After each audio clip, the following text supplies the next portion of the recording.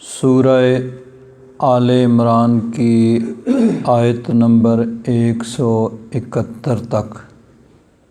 171 یہاں تک ہم نے گزشتہ درس میں ترجمہ کیا تھا۔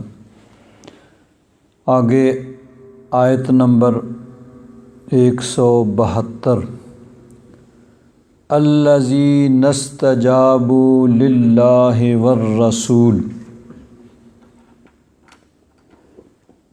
جابا یجوب و جواب، جس کو اردو میں بھی ہم جواب کہتے ہیں، جواب دینا، اور باب استفعال پہ آ گیا استجابا استجابا استجابو جمع کا صیغہ آ گیا۔ وہ جنہوں نے، استجابہ کا معنی ہوتا ہے کسی کی دعوت کو قبول کر لینا، تو جنہوں نے اللہ رسول کی دعوت کو قبول کیا، یعنی اللہ رسول کے پکارنے پر آ گئے۔ استجابوا للہ والرسول، اللہ اور اس کے رسول کے پکارنے پر حاضر ہو گئے۔ من بعد ما اصابہم القرح، بعد اس کے کہ ان کو زخم لگ چکے تھے، تکلیف پہنچ چکی تھی۔ اس میں اس کا شان نزول جو ہے وہی غزوہ احد کے متعلق یہ ہے، جس کا ذکر پیچھے کئی رکوعوں سے ہو رہا ہے۔ بہت سی آیات پیچھے بھی اسی سلسلہ میں ہیں کہ غزوہ احد کے اندر مسلمانوں کی تعداد کافروں کے مقابلے میں بہت تھوڑی تھی، لیکن اس کے باوجود ابتدائی حملے میں ہی کافروں کے قدم اکھڑ گئے اور وہ بھاگنا شروع ہو گئے۔ لیکن کچھ مسلمانوں کی ایک اجتہادی غلطی کی وجہ سے پھر کافروں کا پلہ بھاری ہو گیا۔ نبی کریم صلی اللہ علیہ وسلم نے جو تیر اندازوں کا ایک دستہ کھڑا کیا تھا، انہوں نے اپنی جگہ چھوڑی تو پیچھے سے کافر حملہ آور ہوئے۔ جب پیچھے سے حملہ آور ہوئے تو آگے سے بھاگتے ہوئے جو تھے وہ بھی واپس آ گئے۔ دونوں طرف سے مسلمانوں پر حملہ ہوا، اور جس کے نتیجے میں مسلمانوں کے لشکر کے اکثریت جو تھی ان کے قدم اکھڑ گئے اور بہت نقصان ہوا۔ 70 مسلمان شہید ہوئے، جن میں حضور کے چچا حضرت امیر حمزہ بھی شامل تھے، اور بہت سے زخمی ہوئے۔ خود نبی کریم صلی اللہ علیہ وسلم کی سر مبارک پہ انہوں نے پتھر پھینکے، حضور کا سر مبارک زخمی ہوا، سر مبارک سے خون نکلا، دندان مبارک شہید ہوئے۔ بہرحال پھر مسلمان اکٹھے ہوئے اور کافروں نے اپنی اسی جو وقتی غلبہ تھا، اسی کو غنیمت سمجھتے ہوئے وہاں سے کوچ کرنے میں ہی بہتری سمجھی کہ ہم نے بدر کا بدلہ لے لیا۔ اب مسلمانوں کی اس وقت کیفیت یہ تھی کہ 70 تو شہید ہو چکے تھے اور بہت سے زخمی تھے۔ اب بظاہر حالات یہ تھے کہ خطرہ تھا کہ اب کافر واپس جانے کی بجائے وہ آگے بڑھ کر مدینہ منورہ پہ حملہ کر دیں اور لوٹ مار کریں۔ تو نبی کریم صلی اللہ علیہ وسلم نے حضرت علی کو بھیجا۔ اس حدیث کا تذکرہ کسی پچھلے درس میں ہوا کہ جا کے دیکھو، اگر تو وہ گھوڑوں پہ سوار ہیں اور اونٹ ساتھ چلا رہے ہیں تو اب یہ ٹیکنیکل بات یہ ہے کہ ابھی وہ حملہ کا ارادہ کرتے ہیں، یعنی اب وہ مدینہ منورہ پہ حملہ آور ہونے والے ہیں۔ اگر وہ اونٹوں پہ سوار ہیں اور گھوڑے ساتھ چلا رہے ہیں تو اس کا مطلب یہ ہے کہ اب وہ جنگ ختم کر کے گھروں کو جا رہے ہیں۔ حضرت علی نے جا کے دیکھا تو وہ اونٹوں پہ سوار تھے اور ساتھ گھوڑے چلا رہے تھے۔ انہوں نے آ کے اطلاع دی تو نبی کریم صلی اللہ علیہ وسلم نے فرمایا کہ اب وہ جا رہے ہیں۔ یہ جو احد کا واقعہ ہوا یہ 3 ہجری میں شوال کی 15 تاریخ تھی۔ امام ابن کثیر نے لکھا ہے، اور یہ امام محمد بن اسحاق کے مغازی کے حوالے سے کانا یوم احد یوم السبت للنصف من شوال، کہ ہفتے کا دن تھا اور شوال کی 15 تاریخ تھی، نصف شوال۔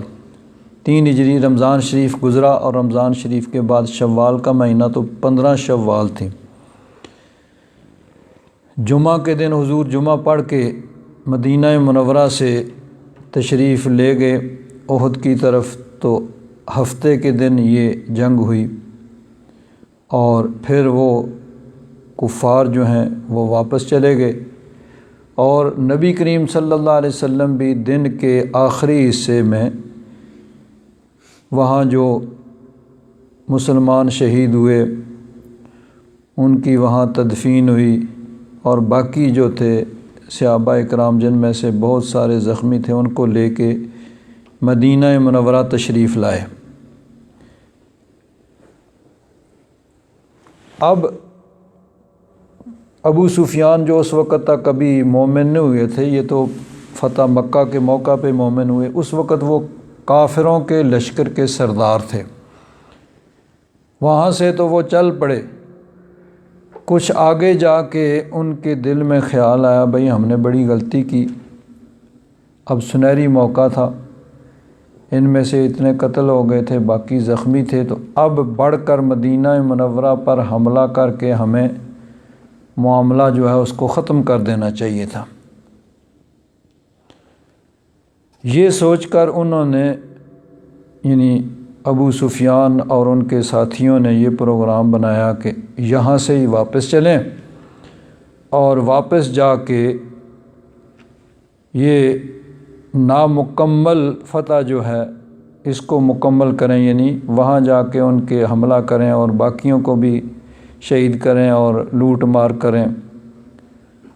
تو رستے میں جا کے ان کو، کچھ آگے جا کے ان کو یہ یعنی خیال آیا اور پشیمانی ہوئی بھئی ہمارے پاس بڑا موقع تھا تو ہم نے کیوں نہیں کیا، تو ایسے کرنا چاہیے تھا۔ اب وہاں سے ان کا پھر پروگرام بن گیا واپس آنے کا۔ ادھر نبی کریم صلی اللہ علیہ وسلم کو بھی یہ اطلاع ملی کہ کافروں کا یہ پروگرام بن گیا ہے کہ وہ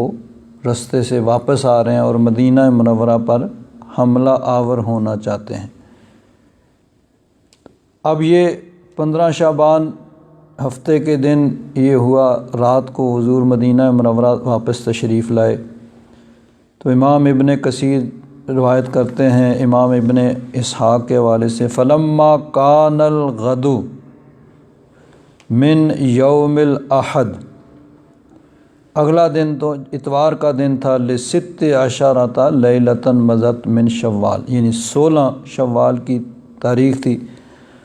اذن مؤذن رسول اللہ صلی اللہ علیہ وسلم فی الناس بطلب العدو،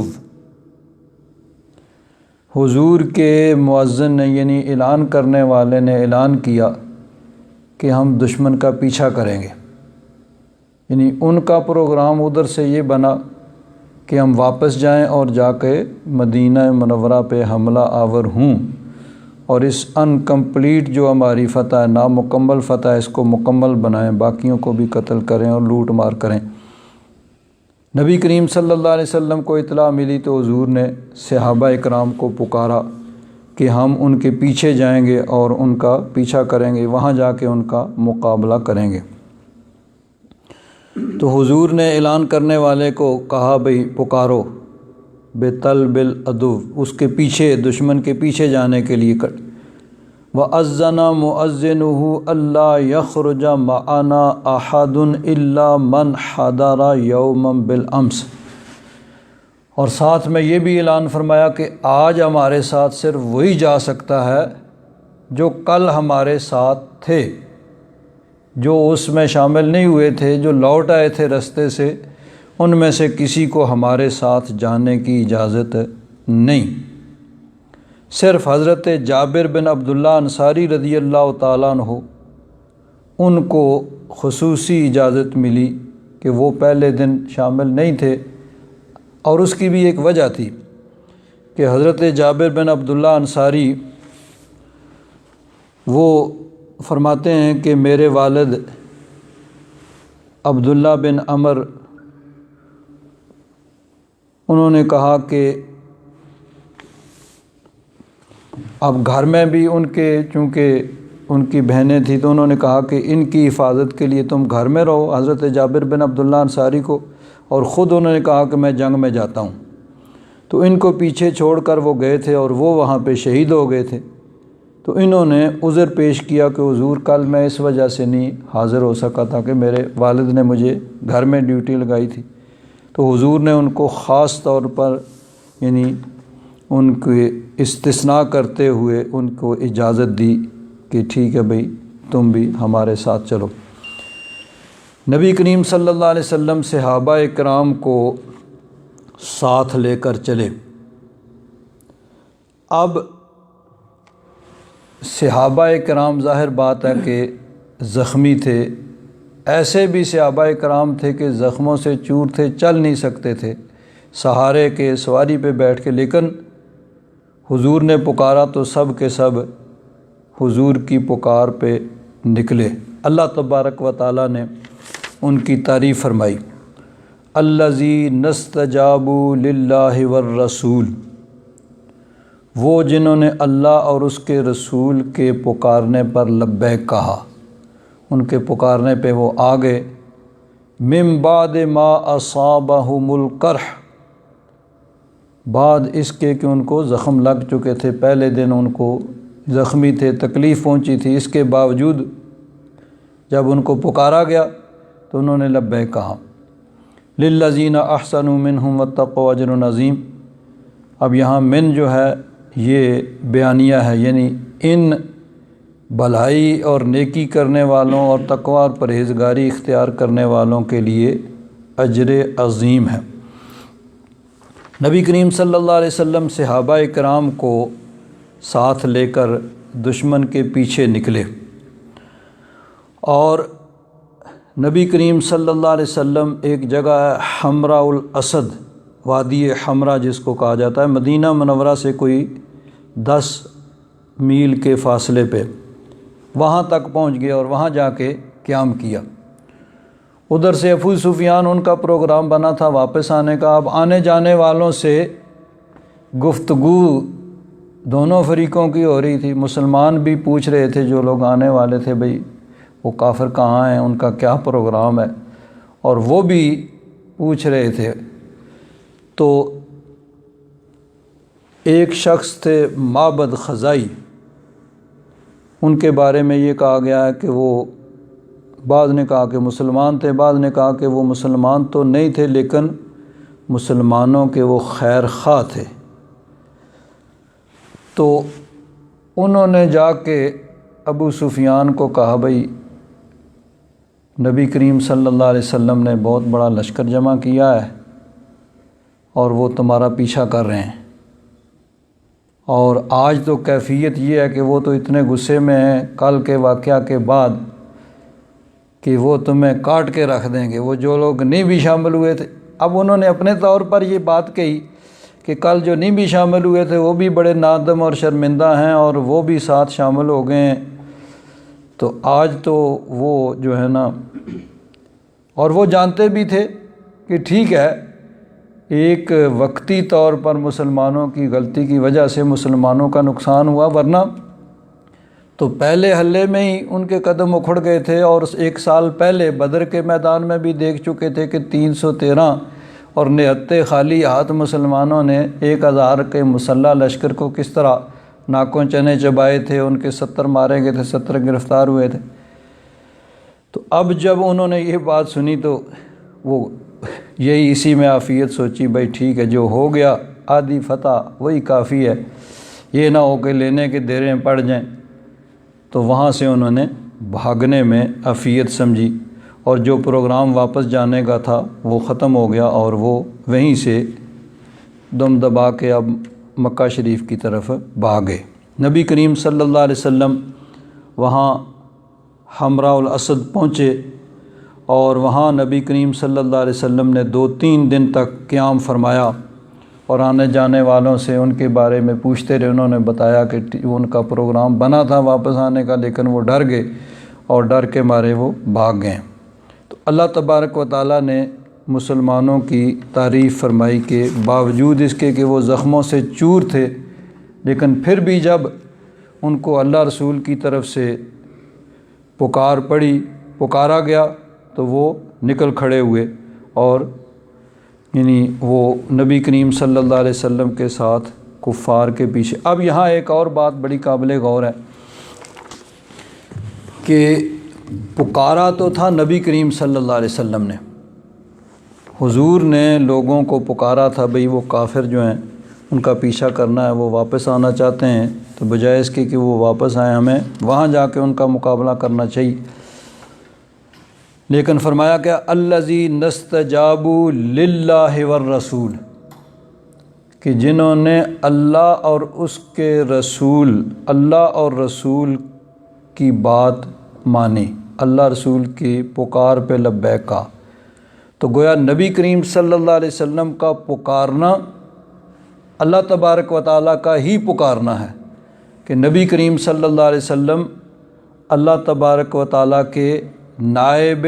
اکبر ہیں، اس دنیا میں نائب اعظم ہیں۔ تو حضور کا پکارنا اللہ تبارک و تعالیٰ کا پکارنا، اور صرف پکارنا ہی نہیں بلکہ اللہ تبارک و تعالیٰ نے نبی کریم صلی اللہ علیہ وسلم کی اطاعت کو اپنی اطاعت قرار دیا۔ اللہ تبارک و تعالیٰ نے ارشاد فرمایا من یطع الرسول فقد اطاع اللہ، کہ جس نے میرے رسول کی اطاعت کی، ان کے پیچھے لگے، ان کی بات مانی، گویا انہوں نے اللہ کی بات مانی ہے۔ تو رسول کی اطاعت، اللہ کی اطاعت، رسول کی پکار پہ آنا، اللہ تبارک و تعالیٰ کے گویا پکار پہ آنا ہے۔ اور اسی طرح ایک موقع پہ حدیبیہ کے موقع پہ مسلمان نبی کریم صلی اللہ علیہ وسلم کی بیعت کر رہے ہیں درخت کے نیچے، تو اللہ تبارک و تعالیٰ نے اس کو بیان فرمایا۔ ایک تو یہ کہ ان کی تعریف فرمائی لقد رضی اللہ عن المؤمنین اذ یبایعونک تحت الشجرہ، اللہ تبارک و تعالیٰ مومنوں سے راضی ہو گیا کہ جب وہ اس درخت کے نیچے آپ کی بیعت کر رہے تھے، ہاتھ میں ہاتھ ڈال کے وہ عہد کر رہے تھے۔ اور اس کو فرمایا ان الذین یبایعونک یبایعون اللہ، جو آپ کی بیعت کر رہے ہیں، آپ کے ہاتھ میں ہاتھ دے کے وہ عہد کر رہے ہیں کہ ہم میدان سے ہٹیں گے نہیں، یہاں پہ قائم رہیں گے اور اپنا مشن مکمل کریں گے، وہ گویا اللہ کی بیعت کر رہے ہیں۔ تو حضور کی بیعت، حضور کے ہاتھ میں ہاتھ دے کے عہد کرنا گویا اللہ کے ساتھ عہد کرنا ہے۔ تو حضور کی بیعت، اللہ کی بیعت، حضور کی اطاعت، اللہ کی اطاعت، حضور کا پکارنا، اللہ کا پکارنا۔ اور ایک جنگ میں نبی کریم صلی اللہ علیہ وسلم نے کفار کی طرف کنکریاں پھینکیں، تو اللہ تبارک و تعالیٰ نے فرمایا وَمَا رَمَيْتَ، میرے محبوب وہ کنکریاں آپ نے نہیں پھینکیں، اِذْ رَمَيْتَ، جب پھینکی تھی۔ حضور جب آپ نے وہ کنکریاں پھینکی تھیں نا، تو آپ نے نہیں پھینکی تھیں وَلَٰكِنَّ اللَّهَ رَمَىٰ، بلکہ وہ اللہ نے پھینکی تھیں۔ تو گویا حضور کا کنکریاں پھینکنا بھی اللہ تبارک و تعالیٰ اس کو اپنی طرف منسوب کرتا ہے کہ میرا محبوب جو کنکریاں پھینک رہا ہے وہ میں ہی پھینک رہا ہوں۔ تو نبی کریم صلی اللہ علیہ وسلم اللہ کے محبوب ہیں۔ اعلیٰ حضرت فاضل بریلوی رضی اللہ تعالیٰ عنہ نے ویسے ہی تو نہیں کہہ دیا نا، میں تو مالک ہی کہوں گا کہ ہو مالک کے حبیب، یعنی محبوب و محب میں نہیں میرا تیرا، محبوب اور محب میں میرا تیرا نہیں ہے۔ اللہ تبارک و تعالیٰ فرماتا ہے کہ محبوب میرا سب کچھ تیرا۔ اللہ تبارک و تعالیٰ نے نبی کریم صلی اللہ علیہ وسلم کو اختیار دیا کہ جس کے لیے جو چاہیں خاص کر دیں، کسی کو جنت دے دیں، کسی کو جو چاہیں نعمت دے دیں۔ تو اللہ تبارک و تعالیٰ نے حضور کے پھینکنے کو اپنا پھینکنا قرار دیا، حضور کی بیعت کو اپنی بیعت قرار دیا، حضور کی اطاعت کو اپنی اطاعت قرار دیا، اور حضور کے بلانے پر آنے کو یہ کہا کہ اللہ رسول کے بلانے پر حاضر ہوئے، اور فرمایا للذین احسنوا منہم واتقوا اجر عظیم، ان احسان اور نیکی اور بھلائی کرنے والوں اور تقوی اور پرہیزگاری کرنے والوں کے لیے اجر عظیم ہے۔ الذین قال لهم الناس، وہ جن سے لوگوں نے کہا ان الناس قد جمعوا لکم، بے شک لوگوں نے تمہارے لیے بہت بڑا لشکر جمع کیا ہوا ہے، جتھا جمع کیا ہوا ہے، فخشوہم، پس ان سے ڈرو، فزادہم ایمانا، تو اس سے ان کا ایمان اور بڑھ گیا، وقالوا حسبنا اللہ، اور انہوں نے کہا کہ ہمیں اللہ کافی ہے، ونعم الوکیل، اور وہ بہت ہی اچھا کارساز ہے۔ اب یہ جو آیت ہے اس کا بھی ایک شان نزول ہے۔ جب غزوہ احد میں نبی کریم صلی اللہ علیہ وسلم، جس طرح کہ ابھی ذکر ہوا کہ جو اس کے واقعات ہوئے، مسلمان 70 مسلمان شہید ہوئے، بہت سے زخمی ہوئے، پہلے تو مسلمانوں کے قدم اکھڑ گئے، پھر مسلمان اکٹھے ہوئے، تو ابو سفیان جو اس وقت مسلمان نہیں ہوئے تھے، کافروں کے سردار تھے، تو پہاڑ کے اوپر کھڑے ہو کے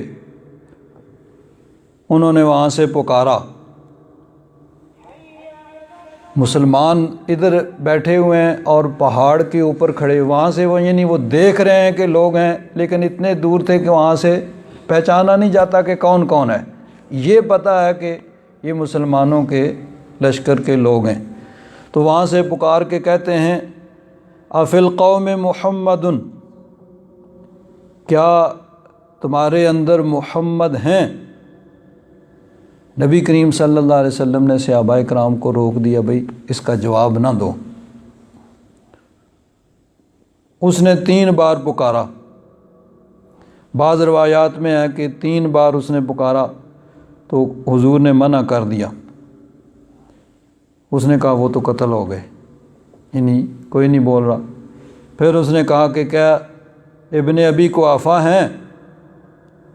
3 بار کہا، کوئی نہیں بولا، اس نے کہا وہ بھی قتل ہو گئے۔ پھر کہا کیا ابن خطاب ہیں، یعنی فاروق اعظم تمہارے اندر؟ حضور نے منع کر دیا، بھئی کوئی جواب نہیں دینا۔ تو کوئی نہیں بولا، اس نے کہا وہ بھی، یعنی سب قتل ہو گئے، کوئی نہیں بچا۔ حضرت فاروق اعظم رضی اللہ تعالیٰ عنہ یہ سن کر برداشت نہ کر سکے اور پکار کے کہا کہ اے دشمن خدا، اللہ کی قسم تو جھوٹا ہے، جن جن کا تو نے نام لیا ہے نا وہ زندہ ہیں، اللہ کے فضل سے نبی کریم صلی اللہ علیہ وسلم بھی موجود ہیں، صدیق اکبر بھی موجود ہیں، اور میں بھی موجود ہوں۔ تو ابو سفیان کہنے لگے کہ آج کا دن یہ بدلہ ہو گیا اس بدر کا، یعنی اس میں تم نے ہمارے آدمی قتل کیے تھے، ہم نے تمہارے قتل کر دیے۔ اور پھر کہنے لگے کہ مقتولین میں تم کچھ لوگ مسلح کیے ہوئے ملیں گے، یعنی جن کے ناک کان کاٹے گئے۔ تو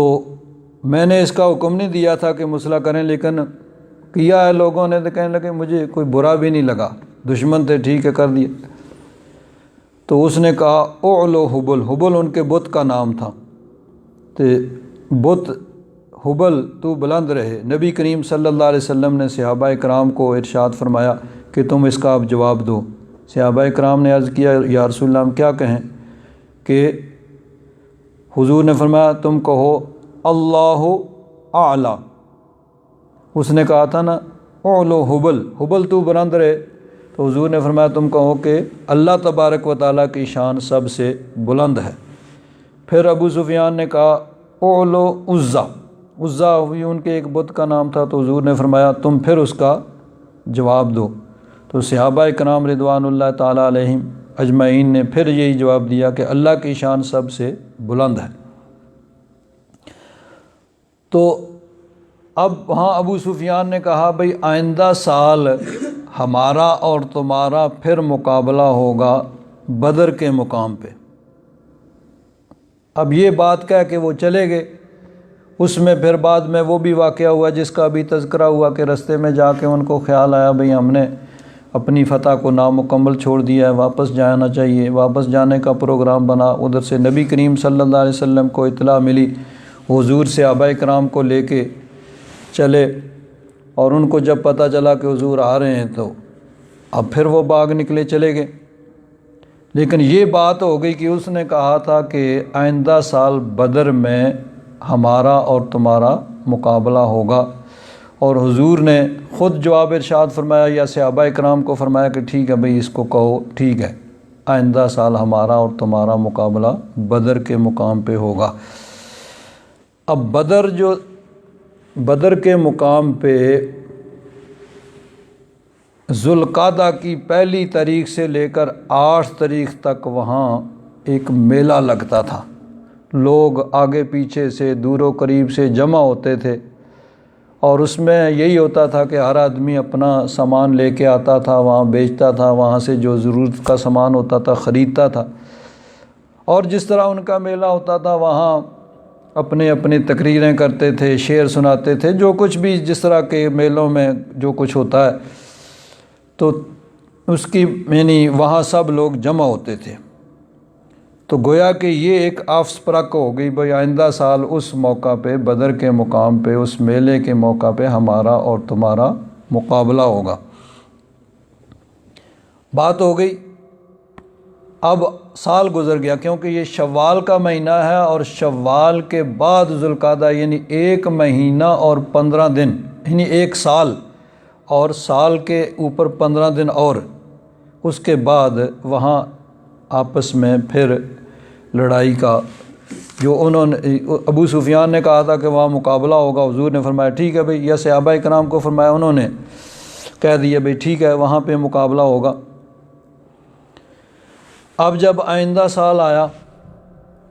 تو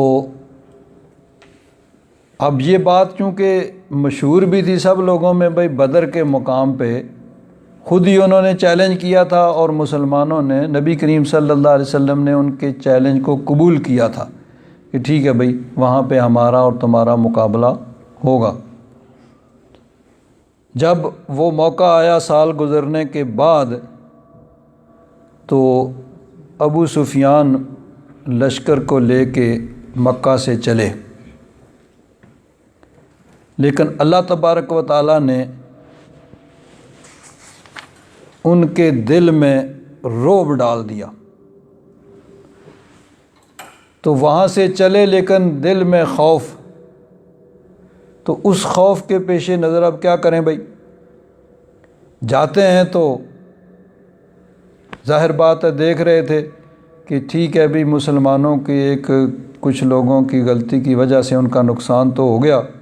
لیکن اب وہ سارے بدلے چکائیں گے یہ بھی پتہ تھا، اور وہ تو چونکہ ایک صرف عصبیت تھی نا جی، اپنے شہر یا اپنے ملک یا اپنے قبیلے کے دفاع،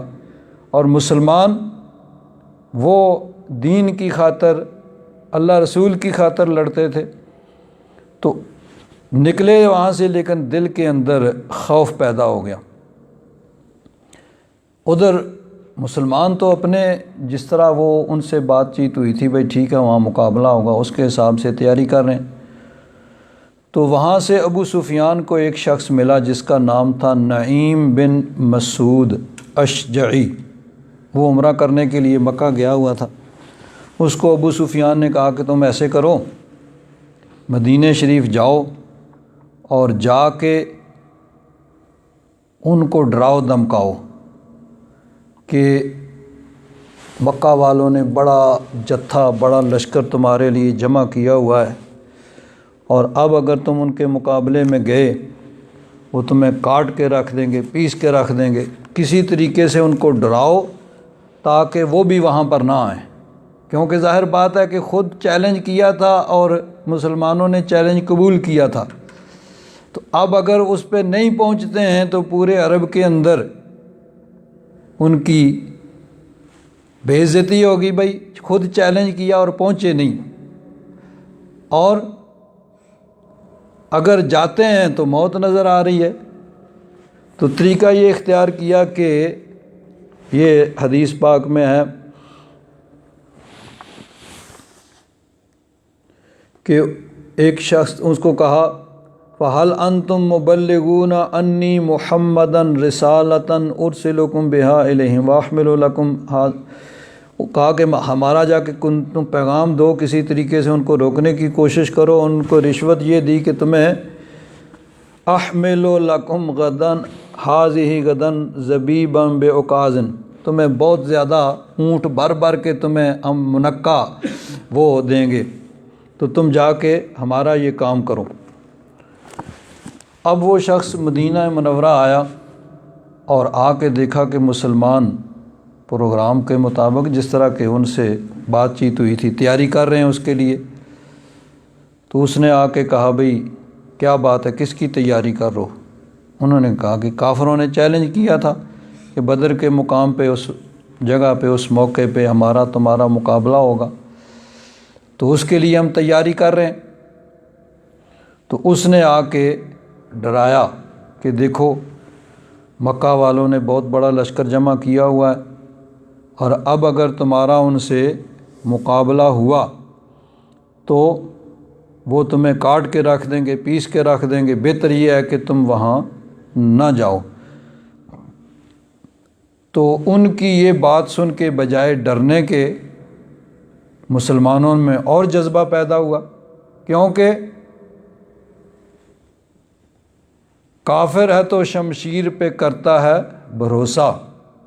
مومن ہے تو بے تیغ بھی لڑتا ہے سپاہی۔ موت سے جب ڈرنا ہی نہیں ہے تو پھر اور کسی چیز کا کیا ڈر؟ تو انہوں نے کہا بھئی ٹھیک ہے، اللہ رسول کے لیے جا رہے ہیں تو اگر شہادت مقدر ہے تو اور کیا چاہیے۔ تو انہوں نے جو اپنے حساب سے ڈرانے کی کوشش کی، وہی چیز مسلمانوں کے اور زیادہ جذبہ کا سبب بن گیا۔ اب جب نبی کریم صلی اللہ علیہ وسلم کو بھی پتہ چلا کہ لوگ اس طرح مسلمانوں کو ڈرانے کی کوشش کر رہے ہیں، تو نبی کریم صلی اللہ علیہ وسلم نے ارشاد فرمایا بھئی جب ان سے ایک بات چیت ہو چکی ہے تو اب میں وہاں جاؤں گا، اگر بالفرض میرے ساتھ کوئی بھی نہیں جاتا تو میں اکیلا ہی جاؤں گا، جب ان سے بات ہوئی ہے تو میں جاؤں گا۔ صحابہ کرام رضوان اللہ تعالیٰ علیہم اجمعین وہ بھی سب کے سب انہوں نے عرض کیا حضور جیسے حضور کا ارشاد ہوگا، کفار تو ڈرا رہے ہیں تو ہم ان کے ڈرانے سے کوئی ڈر تو نہیں جائیں گے، جیسے حضور کا ارشاد ہوگا ہم حضور کے ساتھ جائیں گے۔ اب نبی کریم صلی اللہ علیہ وسلم نے صحابہ کرام کو لیا اور صحابہ کرام کو لے کے مقررہ وقت پہ، وہ جو وقت تھا یعنی ذوالقعدہ کے 1 تاریخ سے لے کر 8 تاریخ تک وہاں چاند کی وہ لوگ جمع ہوتے تھے دور و قریب سے، اور وہی جگہ تھی مقابلے کی جو مقرر کی تھی، خود کفار نے چیلنج کیا۔ حضور نبی کریم صلی اللہ علیہ وسلم صحابہ کرام کو ساتھ لے کر وہاں پہنچ گئے، اور وہاں پہنچ کے کوئی مقابل نہ پایا، بھائی جنہوں نے آس پرک بنائی تھی، جنہوں نے چیلنج کیا تھا وہ نہ آئے، وہ وہیں پہ ڈر گئے۔ انہوں نے تو صرف یہ کوشش کی کہ ٹھیک ہے بھئی ہم تو نہیں جا رہے، لیکن اگر کسی طریقے سے یہ ان کو بھی روک دیں تو چلو برابر سرابر ہو جائے، بھئی ہم نہیں گئے وہ بھی نہیں گئے تو چلو ٹھیک ہے دونوں طرف سے نہیں آئے، لیکن اگر وہ پہنچ جائیں اور ہم نہ جائیں تو پھر بے عزتی ہوگی۔ لیکن ان کی وہ سازش ناکام ہوئی اور وہ کامیاب نہ ہوئے، وہ تو نہ آئے، مسلمان وہاں پہ یعنی مقررہ وقت پہ پہنچ گئے، وہاں کوئی نہیں تھا، لیکن وہاں پہ وہ یعنی وہ میلہ تھا، منڈی تھی جہاں پہ لوگ سامان خریدتے تھے، بیچتے تھے، مسلمانوں کے پاس جو کچھ سامان تھا انہوں نے وہاں بیچا، وہاں سے اور چیزیں خریدیں، اور یہ بھی ہو سکتا ہے کہ ایک چیز خریدی ادھر بیچی ادھر سے خریدی، تو اس طرح انہوں نے وہاں پہ نفع کمایا اور 8 دن وہاں پہ رہے، اور وہاں سے وہ یعنی صحیح و سالم واپس آئے، کسی قسم کا کوئی ان کو نقصان نہیں ہوا۔ تو اللہ تبارک و تعالیٰ نے اس کا ذکر اس میں فرمایا۔ اب بعض مفسرین نے ان کو ایک ہی واقعہ یعنی وہی پہلے والا جو ہے اس کو شمار کیا، لیکن حقیقت میں یہ دو واقعات ہیں، اور احادیث مبارکہ میں ان کو دو الگ غزوات سیرت میں شمار کیے گئے۔ یعنی جب بھی کوئی لشکر بھیجا گیا، چاہے لڑائی ہو یا نہ ہو، اگر نبی کریم صلی اللہ علیہ وسلم خود بنفس نفیس اس میں شامل تھے تو اس کو سیرت میں غزوہ کہا جاتا ہے کہ حضور خود اس میں گئے، اور اگر نبی کریم صلی اللہ علیہ وسلم نہیں گئے، صحابہ اکرام میں سے کسی کو امیر لشکر بنا کے بھیجا تو اس کو سریہ کہا جاتا ہے۔ تو 80 کے قریب 10 سال میں یہ غزوات اور سرایا ہیں۔ کئی جو تھے جس میں نبی کریم صلی اللہ علیہ وسلم خود تشریف لے گئے، جس طرح بدر ہے، احد ہے، خندق ہے، حدیبیہ کا موقع، اور کچھ وہ ہیں جن میں صحابہ اکرام کو امیر لشکر بنا کے بھیجا، ان کو سرایا کہا جاتا ہے۔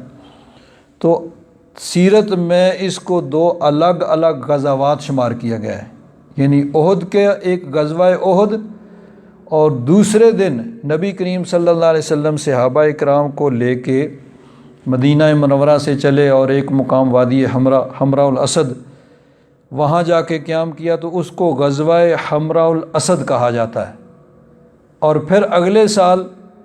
نبی کریم صلی اللہ علیہ وسلم صحابہ اکرام کو لے کے، جس طرح کہ طے ہوا تھا کافروں کے چیلنج کو قبول کرتے ہوئے، بدر کے مقام پہ تشریف لے گئے، تو اس کو غزوہ بدر کہا جاتا ہے۔ لیکن اب 2 دفعہ بدر کا ہو گیا، ایک تو پہلے جو لڑائی ہوئی تھی، اور ایک یہ جس میں لڑائی نہیں ہوئی ہے لیکن حضور صحابہ کرام کو لے کے گئے۔ تو فرق یہ کیا جاتا ہے کہ اس کو بدر صغریٰ یعنی چھوٹا بدر کا مقابلہ، اس کو بدر کبریٰ کہا جاتا ہے کہ بڑا جس میں لڑائی بھی ہوئی۔ تو بہرحال ان دو کو الگ الگ غزوات شمار کیا جاتا ہے، اور پھر یہ ہوگا کہ دونوں آیات کے نزول میں بھی 1 سال کا فرق ہے، 1 سال اور 15 دن بعد یہ واقعہ ہوا۔ تو پہلی آیت جو ہے کہ الذین استجابوا للہ والرسول من بعد ما اصابہم القرح للذین احسنوا منہم واتقوا اجر عظیم، اس میں اس واقعہ کا ذکر ہے کہ غزوہ احد میں جب کافر مکہ جا رہے تھے تو ان کا پروگرام بنا کہ ہم نے اپنی فتح کو نامکمل چھوڑا ہے، تو واپس جا کے مدینہ منورہ پہ حملہ آور ہونا چاہیے۔ حضور کو اطلاع ملی تو حضور ان کے پیچھے گئے، یہ غزوہ بدر کے دوسرے دن، اور حمراء الاسد وہاں جا کے قیام فرمایا، تو اس کو غزوہ حمراء الاسد کہا جاتا ہے۔ اور اس کے 1 سال بعد پھر نبی کریم صلی اللہ علیہ وسلم نے جو طے شدہ پروگرام کافروں سے ہوا تھا اس کے مطابق مدینہ منورہ سے چلے اور بدر میں جا کے قیام کیا، تو اس کو بدر صغریٰ کہا جاتا ہے، یعنی وہ بدر کی لڑائی یا بدر کا غزوہ جس میں لڑائی کی نوبت نہیں آئی۔ تو 1 سال کے بعد یہ ہوا۔ لیکن اب یہ بات ہے کہ قرآن پاک میں آیات جو ہیں یا صورتیں جو ہیں وہ ان کی ترتیب وہی ہے کہ جس طرح نبی کریم صلی اللہ علیہ وسلم نے کہا ہے۔ اب یہ جو شروع میں صورتیں جتنی ہیں یہ سب مدنی ہیں جو ہجرت کے بعد نازل ہوئیں، لیکن یہ شروع میں البقرہ، آل عمران، اسی طرح بڑی بڑی صورتیں، اور آخر میں جو صورتیں چھوٹی چھوٹی وہ سب مکی، اکثر ان میں سے مکی ہیں جو مکہ شریف میں ہجرت سے پہلے نازل ہوئی تھیں۔ لیکن ایک ہے ترتیب نزولی کہ کس ترتیب سے آیات نازل ہوئیں، اور ایک ہے ترتیب جمعی کہ کس حساب سے جمع کیا گیا۔ تو جمع یہ توقیفی ہے، یعنی اللہ تبارک و تعالیٰ اور اس کے رسول کے فرمان کے مطابق جب کوئی آیت نازل ہوتی تو حضور فرماتے کہ اس کو فلاں صورت کے اندر فلاں آیت کے بعد رکھا جائے۔ تو اب ظاہر بات ہے کہ اس 1 سال کے عرصے میں اور بھی بہت سی آیات نازل ہوئی ہوں گی، تو ان کو اپنے اپنے مقام پہ رکھا گیا ہوگا، جہاں جہاں نبی کریم صلی اللہ علیہ وسلم نے فرمایا ہوگا کہ فلاں صورت میں فلاں آیت کے بعد اس کو رکھا جائے، تو کاتبین وہی اسی طرح کرتے تھے۔ تو اب یہ 1 سال بلکہ 1 سال سے زیادہ عرصے کے بعد یہ دوسرا جو غزوہ ہوا، اور اس کے متعلق ان آیات میں فرمایا گیا، لیکن جمع کے اعتبار سے اس طرح حضور کا ارشاد تھا تو اسی طرح اس کو جمع کیا گیا۔ تو اللہ تبارک و تعالیٰ نے فرمایا الذین استجابوا الذین قال لهم الناس، وہ جن سے لوگوں نے کہا ان الناس قد جمعوا لکم، کہ بے شک لوگوں نے یعنی مکہ والوں نے تمہارے لیے جمع کر رکھا ہے، بہت بڑا جتھا، کہ وہ وہاں سے ابو سفیان لشکر لے کے نکلے اور ڈر گئے، خوف طاری ہو گیا، تو پروگرام یہ بنا کہ ہم جاتے نہیں، لیکن کسی طریقے سے یہ ہو کہ مسلمانوں کو بھی روک دیا جائے، وہ بھی نہ آئیں، تاکہ ٹھیک ہے بھئی وہ بھی نہیں آئے، وہ بھی نہیں، بےزتی سے بچ جائیں۔ تو انہوں نے وہ پروگرام بنایا، وہ جو لوگ آ رہا تھا جس کا نام سیرت میں آیا نعیم بن مسعود اشجی، اس کو کہا بھائی تمہیں یہ فلاں فلاں دیں گے، تم جا کے مسلمانوں کو ڈراؤ کہ جی وہ وہاں نہ آئیں، اور انہوں نے آ کے ڈرانے کی کوشش کی، بھائی بڑا لشکر انہوں نے جمع کیا، یہ ہے وہ ہے، لیکن مسلمان نہ ڈرے، بلکہ کیا ہوا الذین قال لهم الناس، یعنی مسلمانوں کی اللہ تبارک و تعالیٰ نے تعریف کرتے ہوئے فرمایا کہ جن کو لوگوں نے کہا ان الناس قد جمعوا لکم، لوگوں نے تمہارے لیے بڑا جتھا جمع کر رکھا ہے، فخشوہم، پس ان سے ڈرو کہ اگر وہاں جاؤ گے تو وہ تمہیں قتل کر دیں گے، کاٹ کے رکھ دیں گے، فزادہم ایمانا، تو اس بات سے بجائے ڈرنے کے ان کا ایمان اور بڑھ گیا، وقالوا حسبنا اللہ ونعم الوکیل، اور انہوں نے کہا کہ اللہ ہمیں کافی ہے اور وہی بہت اچھا کارساز ہے۔ الوکیل، وکیل کہتے ہیں کہ انسان جس کے سپرد اپنا معاملہ کرتا ہے، ایڈوکیٹ آج کہا جاتا ہے کہ ٹھیک ہے بھائی اپنا کیس اس کے تم میری طرف سے میرا دفاع کرو بھائی۔ تو اللہ تبارک و تعالیٰ نے فرمایا کہ مومنوں نے کہا حسبنا اللہ ونعم الوکیل، ہمیں اللہ کافی ہے اور وہ بہترین کارساز ہے۔ اسی پہ بھروسہ کرتے ہوئے ان کے ڈرانے کے باوجود ان کا ایمان اور بڑھ گیا اور وہ ان کے بہکانے میں نہیں آئے اور پروگرام کے مطابق مدینہ منورہ سے نکلے۔ اب کیا ہوا؟ فانقلبوا بنعمت من اللہ، وہ لوٹے اللہ کی نعمت کے ساتھ، یعنی وہاں گئے پروگرام کے مطابق، اور ٹھیک ہے بھئی ایک پروگرام بنا تھا، خود انہوں نے چیلنج کیا تھا، ہم نے چیلنج قبول کیا تھا، ہم اپنے وعدے کے مطابق وہاں پہنچ گئے، وہ نہیں آئے، ان کی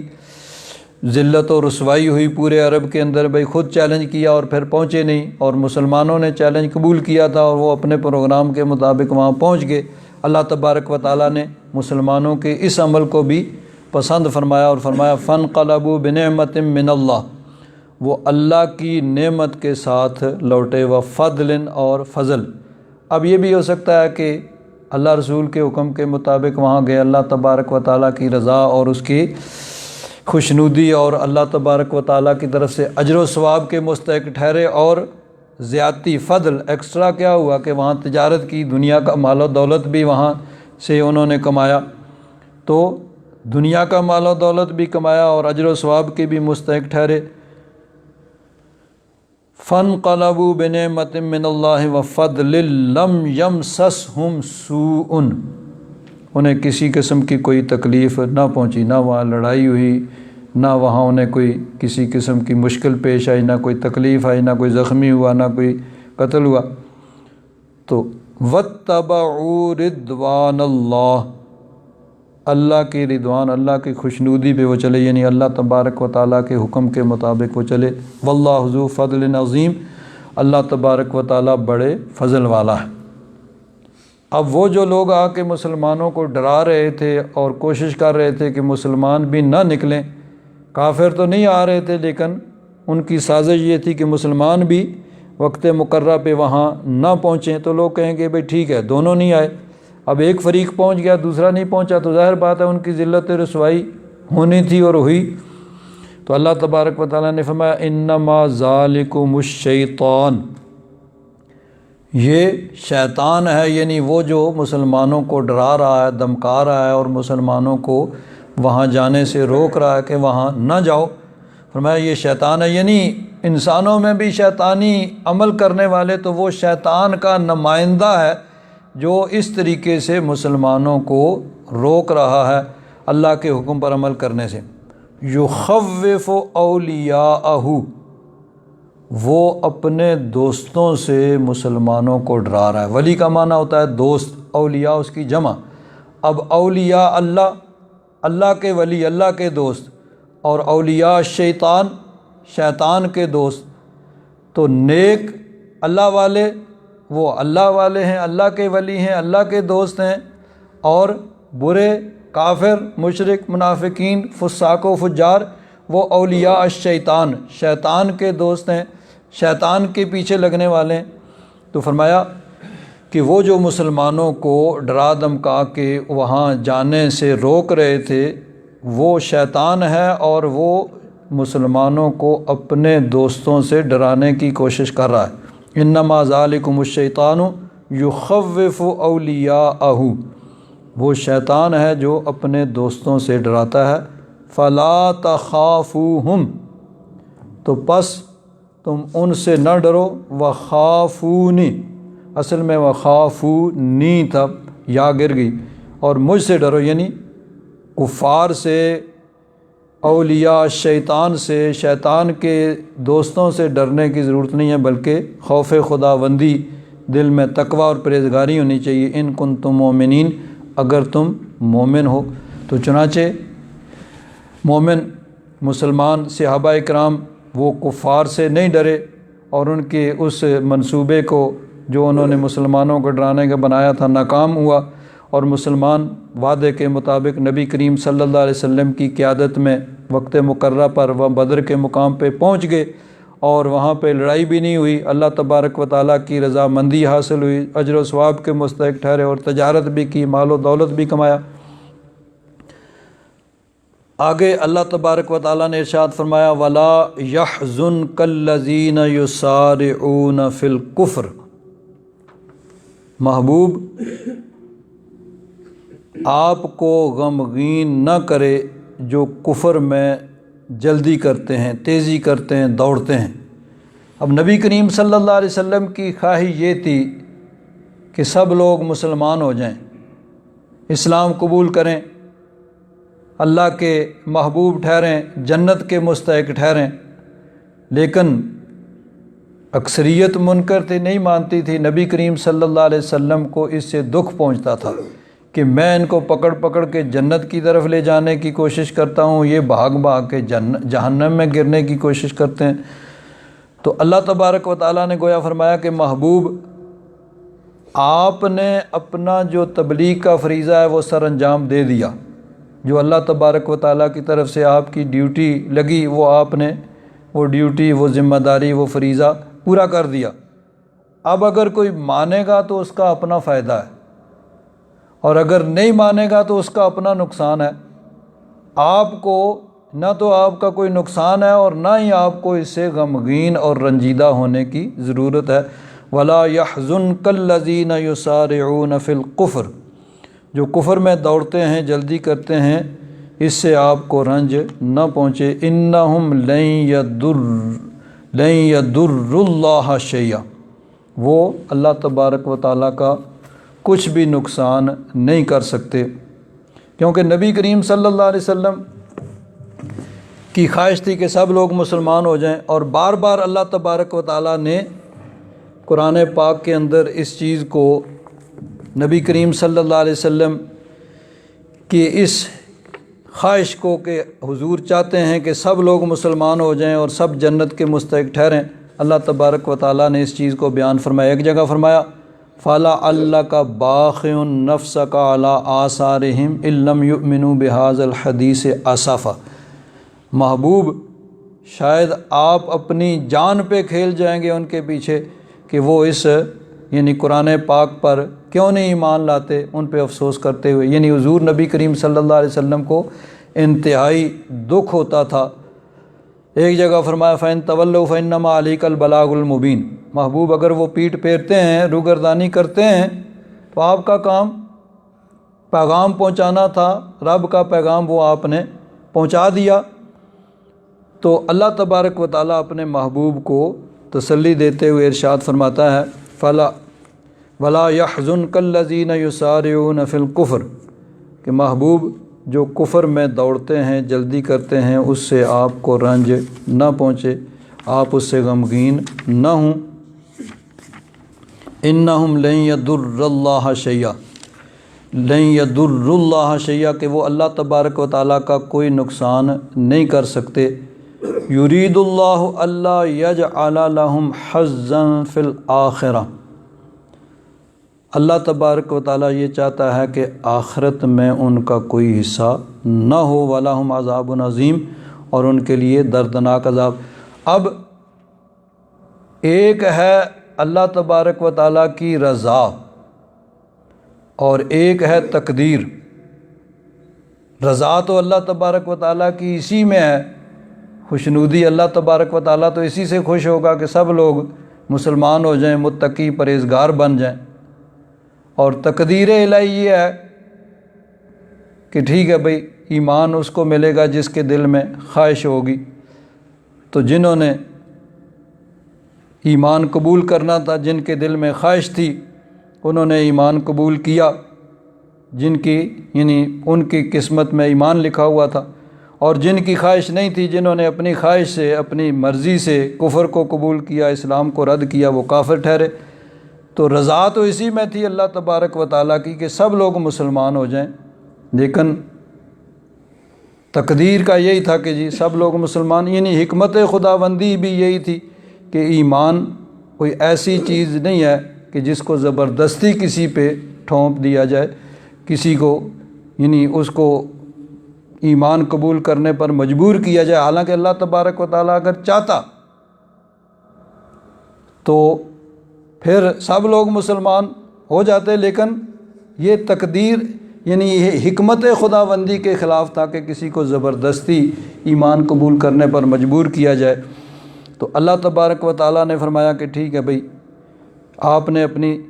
تبلیغ کا فریضہ سر انجام دے دیا، اب جو قبول کرے گا اس کا اپنا فائدہ ہے۔ انہم لن یضر اللہ شیئا، وہ اللہ کا کچھ نقصان نہیں کرتے، اگر وہ کافر رہیں گے تو اللہ تبارک و تعالیٰ کا کچھ نقصان نہیں ہوتا۔ ایک حدیث پاک میں ہے کہ اگر سارے لوگ نیک، مومن، متقی، پرہیزگار ہو جائیں، اور جس طرح کوئی سب سے نیک، متقی، پرہیزگار آدمی ہوتا ہے اس کی طرح سب لوگ نیک، متقی، پرہیزگار ہو جائیں، تو اس سے اللہ تعالیٰ کی خدائی میں کوئی اضافہ نہیں ہو جائے گا۔ اور اگر سب لوگ بالفرض وہ کافر ہو جائیں، نافرمان ہو جائیں، کسی سب سے زیادہ نافرمان کی طرح، تو اللہ تبارک و تعالیٰ کی خدائی میں کوئی کمی نہیں آ جائے گا۔ نہ کسی کے مومن ہونے سے اللہ تعالیٰ کا کوئی فائدہ ہے، اور نہ کسی کے کافر ہونے سے اللہ تعالیٰ کا کوئی نقصان ہے۔ جو بھی فائدہ اگر کوئی نیک، متقی، پرہیزگار ایمان قبول کر کے نیکی، تقوی، پرہیزگاری اختیار کرتا ہے تو اپنا فائدہ کرتا ہے، اور اگر کوئی برائی کو اختیار کرتا ہے، کفر کو، نفاق کو، تو وہ اپنا ہی نقصان کرتا ہے۔ اللہ تعالیٰ نے فرمایا لن یضر اللہ شیئا، وہ ہرگز اللہ تبارک و تعالیٰ کا کچھ نقصان نہیں کریں گے۔ یرید اللہ الا یجعل لہم حظا فی الآخرہ، بس ازلی ارادہ اللہ تبارک و تعالیٰ کا پھر یہی ہے کہ اللہ تعالیٰ چاہتا ہے کہ آخرت میں ان کا کوئی حصہ نہ ہو، کیونکہ انہوں نے اپنی مرضی سے کفر کو اختیار کیا ہے، اور پھر ان کے لیے وَلَهُمْ عَذَابٌ عَظِيمٌ، ان کے لیے دردناک عذاب۔ الحمدللہ رب العالمین، والصلاة والسلام علی حبیبہ سیدنا و مولانا محمد وعلی آلہ واصحابہ اجمعین۔ اللہم انک عفو کریم تحب العفو فاعف عنا یا غفور یا غفور یا غفور۔ صلی اللہ تعالیٰ علی حبیبہ سیدنا و مولانا محمد وعلی آلہ واصحابہ اجمعین برحمتک یا ارحم الراحمین۔